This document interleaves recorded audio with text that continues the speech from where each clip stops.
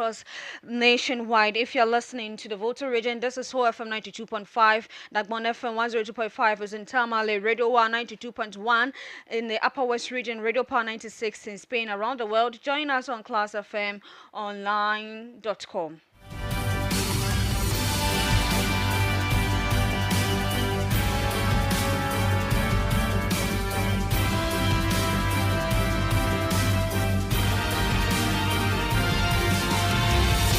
Coming up in this bulletin, Greater Accra Regional Minister gives owners of structures around Peshi Lagoon 21 days to vacate as government move to reclaim waterways and tackle flooding. We are currently at Laboma. We are here to assess the place and know the kind of building that are designated within the buffer. And so we are here to let them know that we are giving them within 21 days.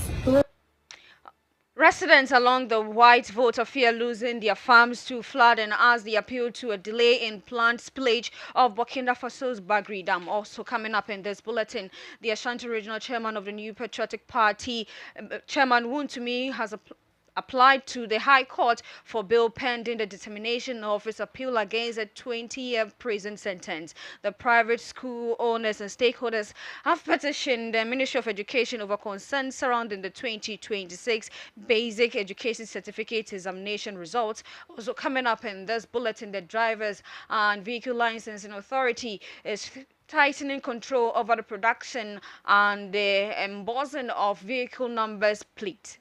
DVLA will control and regulate who embosses number plates, and it's going to be a one-time system. The system is going to manufacture plates.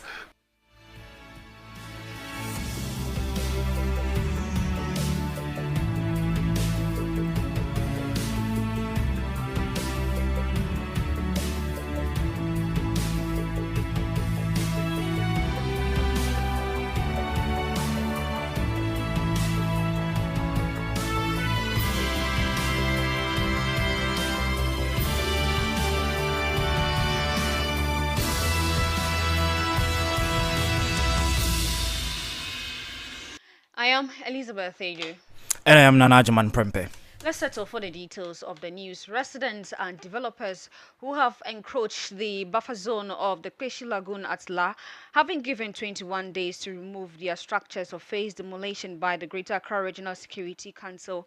The exercise forms part of wider flood mitigation measures being undertaken in the Greater Accra region following recent flooding incidents. Authorities have blamed some flooding challenges on illegal structures built along waterways, wetlands, and drainage channels, which restrict the natural movement of water. A flood mitigation task force has been carrying out the phase demolition, dredging, and the stilting exercises in part of Accra to restore waterways and also improve drainage system. The Greater Accra Regional Minister says the directive is part of renewed efforts to reclaim waterways and reduce flooding in the area. Speaking during an assessment exercise at the Peshi Lagoon, the minister said structures within the designated buffer zone are obstructing the natural flow of water and must be removed to restore the area. The last time we came, some of the buildings were even at the footage, and so we told them not to continue with the exercise. Are you getting? But sometimes people push us to do whatever, and then at the end of the day, they'll call you all kinds of names. And so they know, the encroachers here knows very well. I'm not sure they even have permits to do whatever they've done here. The assemblies are here. You can find out from whether they've given anybody permission. They don't have. They were told. I mean, not that they were not prevented from. Raising the structures. They were prevented. But you know, human beings. You leave in the morning, at night you come. They've raised the structures. And trust me, some of the buildings you see here, within 2-3 days you come. They've raised the structures, and so they work at night. And people here are very armed, and so sometimes we tell the assemblies they are handicapped. Unless they have some kind of enforcement to support them. Without that, they cannot do the exercise themselves. And so that is the issues that came out. The last time their even task force came here, they were sacked because the people here are all land guys are fully armed. And so the assembly couldn't handle them. And that is why we've gotten where we've gotten to. And so most of the buildings will be down. And at the end of the day, you don't blame us. The Greater Accra Regional Minister also said some developers continue putting up structures within the buffer zone despite repeated warnings, making enforcement difficult for authorities. We are currently at Laboma. We are here to assess the place and know the kind of building that are designated within the buffer zone. And so all those buildings within those buffers will come down. And so this one, in fact, honestly speaking, we're here to do the exercise. But on a second note, we were told that the occupants, they've not been given enough notice. And so we are here to let them know that we are giving them within 21 days. Those buildings that falls within the buffer should be ready within the 21 days.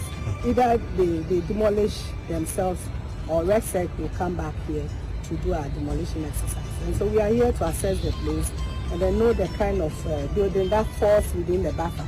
And so we are going to create a kind of buffer to make sure that when it rains, I mean, this is where chunk of the water settles and then gradually flows into the sea. That's the Greater Accra Regional Minister Linda Oklo. Now, residents living along the White Volta River are appealing for a delay in the planned spillage of Burkina Faso's Bagre Dam, fearing the release of water could destroy their farms and livelihoods. They say their crops are not yet ready for harvest and are urging the government to engage authorities in Burkina Faso to postpone the controlled release until they are able to harvest their produce. The appeal comes ahead of the annual controlled spillage of excess water from the Bagre Dam scheduled to begin on Tuesday, 11th August 2026. The exercise, undertaken by Burkina Faso's electricity company Sonabel, is intended to protect the structural integrity of the dam when water levels become dangerously high.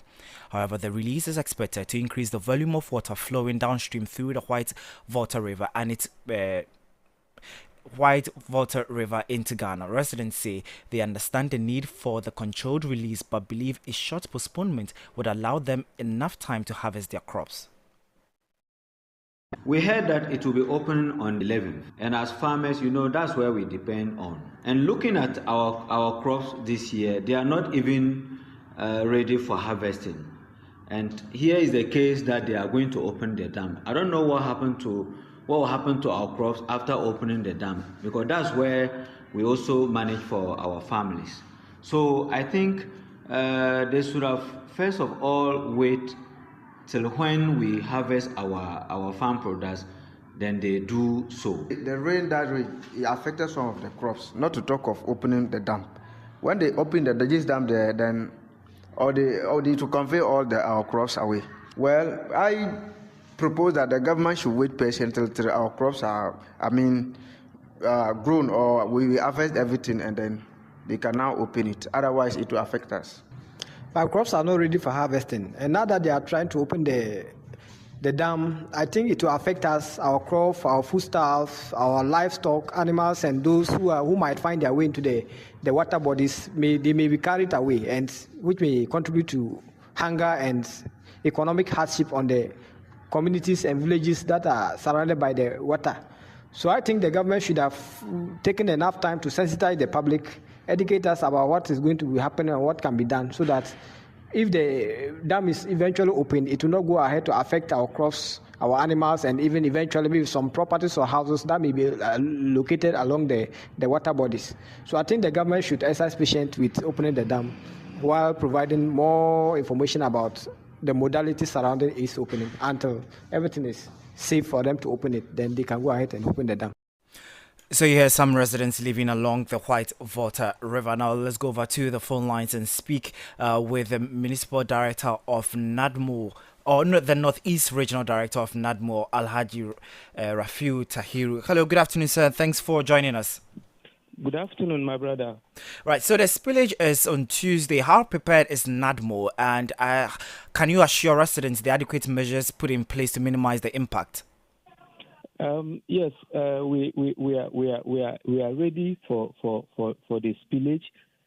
Even though they haven't given us 100% assurance of the spillage, the water level, I think the volume of the water in the dam is rising quickly. And so they are saying that with that kind of rise, by Tuesday, if everything goes on well, they will start the spillage. We at NADMO, what we do is, as soon as information like this is received, we go to activate what we call our contingency plan. This plan is something that is documented and waiting for situations like this, then we activate it. Don't forget, NADMO doesn't work in isolation. We have other stakeholders who are also in the communities helping us to do this sensitization. That has since been, we have kickstarted the communities that are farming along the riverbanks. We are in touch with the community members. We are monitoring the level of the water in the river. Let me put this on record. Yes, I think I just heard one of the farmers lamenting about their crops not getting ready. Yeah, it is true. Usually, if you monitor what is happening in Bagri and the situation surrounding the spillage, last year, for instance, the spillage came somewhere 27th of this month. That is the tail end of the month of August.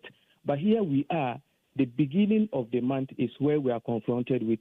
Definitely it will affect farm produce because no farmer will be able to pick whatever he or she has farmed on the land.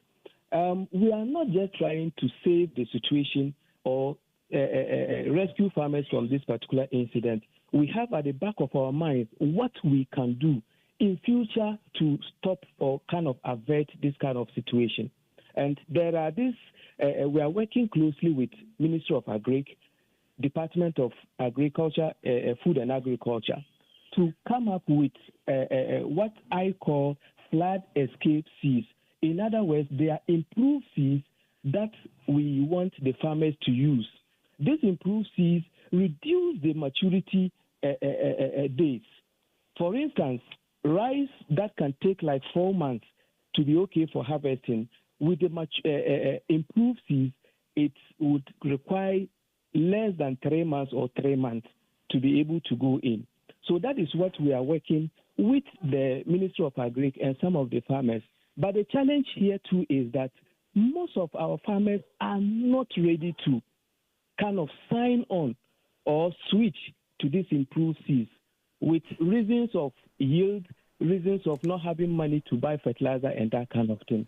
Right. And so it is a collective kind of work that we are doing. But one thing I can assure you is that the regional minister has instructed that all the disaster management committees from the region to all the districts be activated. In this regard, every NADMO officer is supposed to be on the field. And then we make sure that farmers who are farming along the river banks, once the water gets into the farm, we wouldn't allow any farmer into the riverside. So for now, we are pushing and helping them to pick whatever is ready from the farm. Right. And that is what we are doing and monitoring the rising level of the water in the White Volta. Okay, so briefly, Mr. Tari, before I let go of you, moving forward, is August going to be declared a month for the spillage so that these farmers would prepare ahead? Because you did mention that last year it happened on the 27th and now we are experiencing it in the early days of August. Yes, you see, whether we encourage farmers, here we depend largely on rain. And so as soon as it depends on when the rain will start for the farmers to go in and sow. So if the rain starts late, then it means that farmers will not farm or they will not get to the farm so early in order to pick their farm produce early. So all depends on the rain, the rain. And so if, like I said, this year the rain has come so early, and that is the reason why we are the authorities in Burkina Faso are notifying us of the early spillage. But what we should also know is that we have made a significant intervention, the authorities in Ghana and that of Burkina Faso. Gone are the days where they just open for the water to move. But this time around, they are controlling the level of the spillage, and that's why they call it controlled spillage. So the level of the spillage is being controlled such that our farmers will not will be able to know the level or the rising level of the water, and so to advise themselves. Very well. Thank you for your time and thank you for speaking with us. You had the Northeast Regional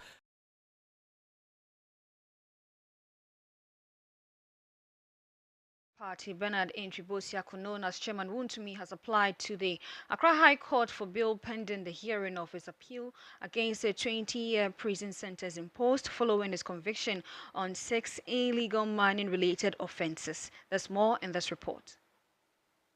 The Ashanti Regional Chairman of the New Patriotic Party, Bernard Enchiboisiako, popularly known as Chairman Wuntumi, has applied to the Accra High Court for bail pending the determination of his appeal against his conviction and 20-year prison sentence. The application, filed on August 5 by his lawyer, Samuel Ata-Achian, states that Wuntumi is currently being held at the Nsawam Medium Security Prisons. It invokes Section 96, Clause 1 of the Criminal and Other Offences Act and Section 33, Clause 1 of the Courts Act. The motion asks the High Court to grant him bail while his appeal is heard and determined. The case has been scheduled to be heard before the Criminal Division 4 of the High Court in Accra on August 19. Copies of the application have also been served at the Office of the Attorney General and the Director of Nsawam Medium Security Prisons. Chairman Wuntumi was sentenced to 20 years imprisonment after the High Court found him guilty on 6 charges relating to illegal mining activities involving Akonta Mining Company Limited at Samraboy in the Western Region. According to prosecutors, the accused unlawfully assigned mineral rights on the mining concession without the approval of the sector minister and facilitated mining operations without the required authorization, contrary to the Minerals and Mining Act. The High Court is expected to decide whether Chairman Wuntumi should be released on bail while his appeal against the conviction is pending. That's a report on the case involving Chairman Wuntumi.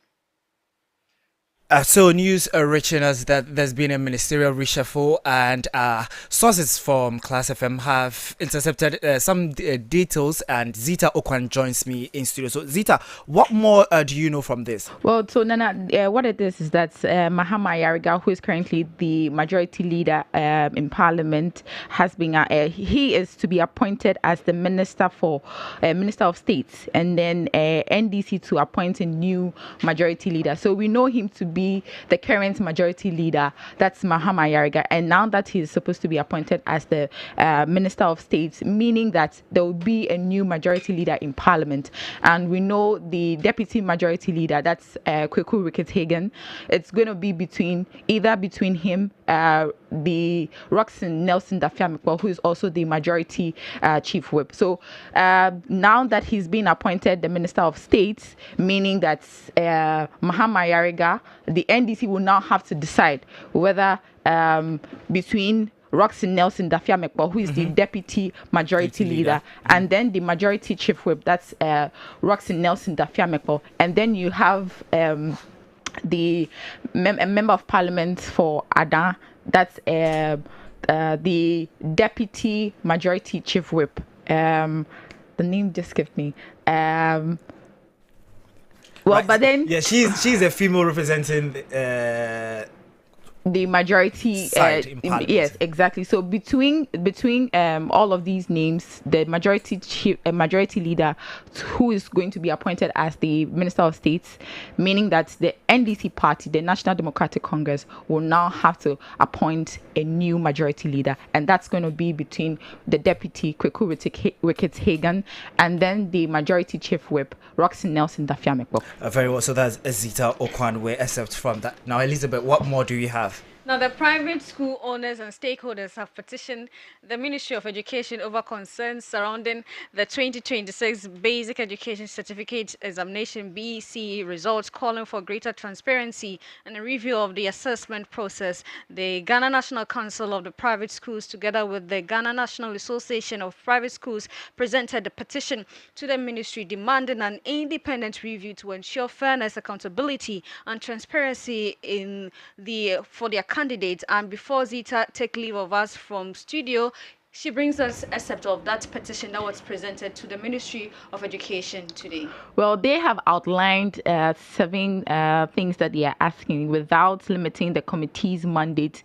They respectfully request that it should be taxed to: one, examine the assessment, moderation, marking, quality assurance, and results processing procedures employed by the West African Examination Council in the administration of the Basic Education Certificate Examination. Also, to determine whether the existing assessment and moderation framework provides adequate safeguards to ensure fairness, consistency, objectivity, transparency, and equal treatment for all candidates, including those from private schools.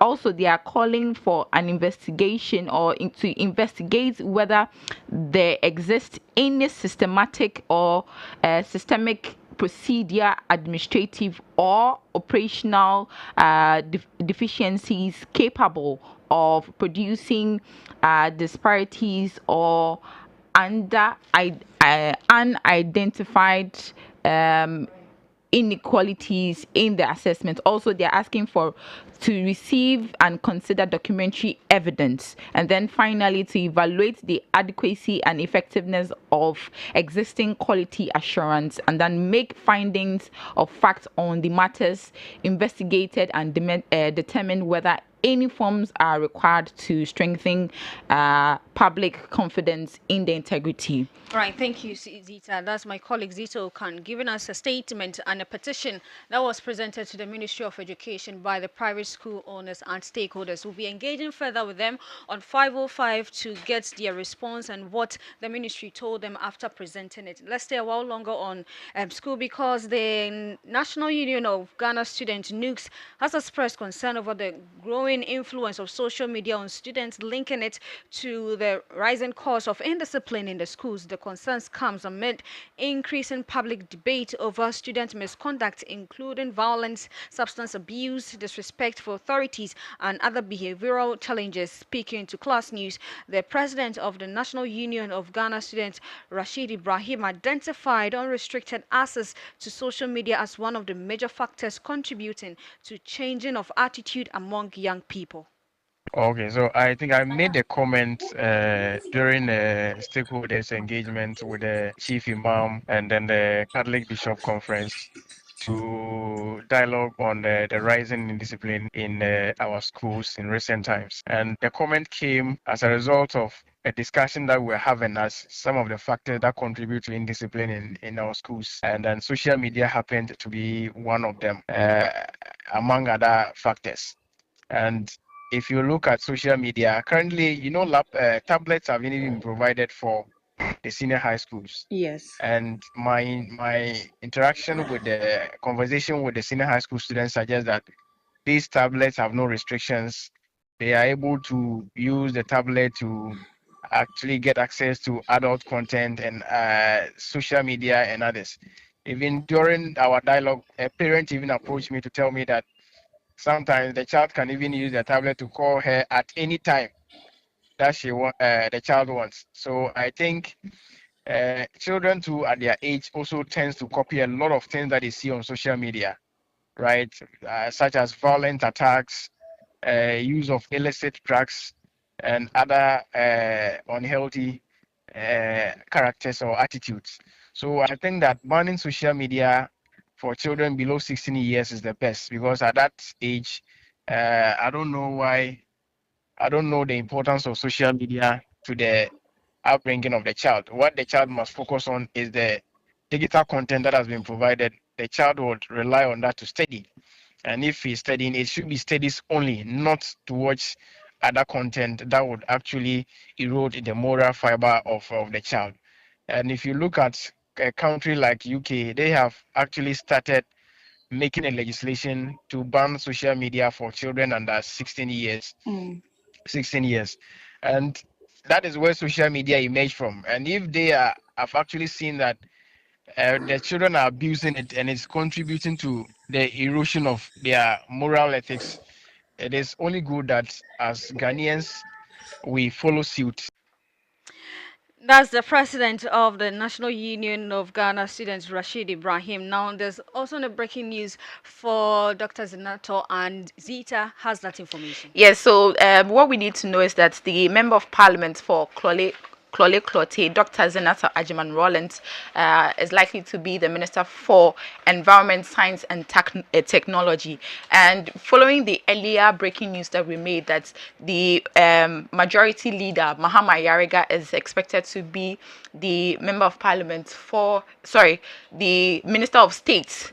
And it's like because he is the member of parliament for Boku Central, there are speculations that he's likely to be the defense minister. Okay. I know a lot of people were looking out to see Dr. Zenata Ajiman Rollins as the defense minister, but as it stands now, she is likely to be the environment minister for science and technology. All right, thank you so much, Zita. We'll bring you more on this on 505. Do stay tuned here on Class 91.3 FM. Nana, Prime.